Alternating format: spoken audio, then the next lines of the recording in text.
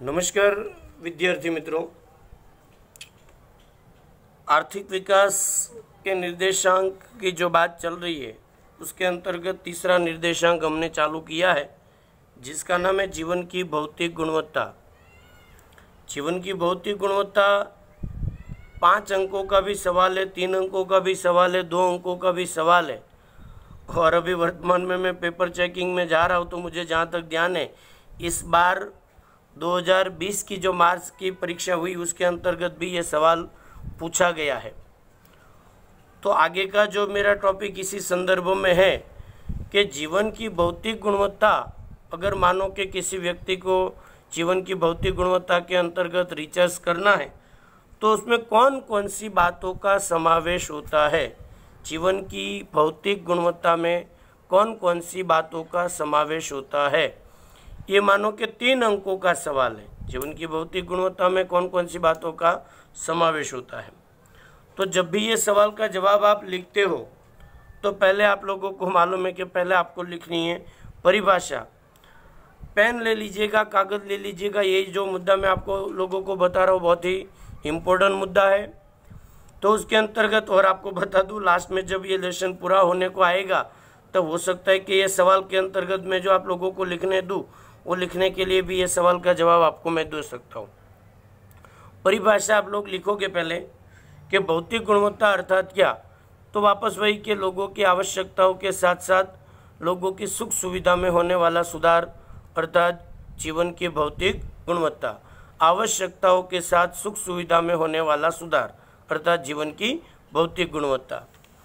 जीवन की भौतिक गुणवत्ता के अंतर्गत 10 बातों का समावेश होता है।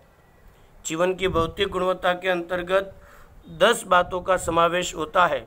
लिखते जाइएगा, एक एक बात में 2-2 बार बोलूँगा, नोट करते जाइएगा, टैली करते जाइएगा, जिससे आप लोगों को बाद में इसका पुनरावर्तन करने में सरलता पड़ेगी। पहली बात है भोजन। पहला मुद्दा है भोजन। दूसरा मुद्दा है स्वास्थ्य, हेल्थ। दूसरा मुद्दा है स्वास्थ्य या हेल्थ। तीसरा जो मुद्दा है वो आवास और कपड़े, आवास मतलब रेसिडेंस और कपड़े वगैरह। चौथा मुद्दा है लोगों की शिक्षा और मनोरंजन। चौथा जो मुद्दा है शिक्षा और मनोरंजन। पांचवा जो जीवन की भौतिक गुणवत्ता के अंतर्गत मुद्दा समावेश होता है वो मुद्दे के अंतर्गत है परिवहन है, दूर संचार है। अब परिवहन के अंतर्गत वो परिवहन के 6 के 6 प्रकार आ जाएंगे। और दूर संचार की बात अगर मैं करूँ तो टेलीफोन से लेकर इंटरनेट और कंप्यूटर वगैरह सारी बातों का समावेश इसमें हो जाएगा। छठा जो मुद्दा है जीवन की भौतिक गुणवत्ता के अंतर्गत है ऊर्जा। ऊर्जा मीन्स कैलोरी, लेकिन यहाँ पर ऊर्जा का अर्थ कैलोरी भी लेना है।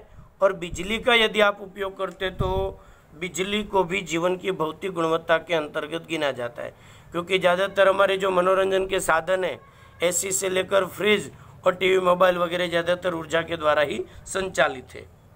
सातवां जो मुद्दा है वो पीने का शुद्ध पानी। ध्यान दीजिएगा, केवल पानी नहीं लिखना है। केवल पानी और पीने का शुद्ध पानी, उन दोनों में फर्क है। फिल्टरेशन पानी की बात है। अगर आप फिल्टरेशन पानी प्राप्त करते हो तो वो जीवन की भौतिक गुणवत्ता के अंतर्गत आएगा। दैट मीन्स सातवां पीने का शुद्ध पानी। आठवां है औसत आयु। औसत आयु मतलब आप लोगों को मालूम है कि देश में जन्म के बाद व्यक्ति कितने वर्षों तक जीवित रह सकेगा, उसका अनुमान अर्थात औसत आयु। हालांकि जब डिटेल में जाएगी तब इसके बारे में बात करेंगे। फिलहाल आपको इतना लिखना काफ़ी है कि औसत आयु। 9वां मुद्दा है बाल मृत्यु दर। बाल मृत्यु दर की परिभाषा भी आप लोगों को मालूम है, 10वीं में पढ़े थे कि 1 वर्ष की समयावधि के दौरान 1000 बालकों में से मरने वाले बालकों की संख्या को बाल मृत्यु दर कहते हैं। पर फिलहाल आपके लिए कोई जरूर नहीं, केवल इतना लिखना है बाल मृत्यु दर। और 10वां जो मुद्दा है वो ड्रेनेज की सुविधा। What mean by drainage? Gutter की सुविधा। गटर का मतलब ये होता है कि भाई जो गंदा पानी या जो भी गंदा लिक्विड हमारे घर से निकलता है वो सारा का सारा निकालने की व्यवस्था भी हो। पुनः एक बार जीवन की भौतिक गुणवत्ता के अंतर्गत 10 बातों का समावेश होता है। वो 10 बातों को मैं एक बार वापस दोहराता हूँ, टैली करते जाइएगा।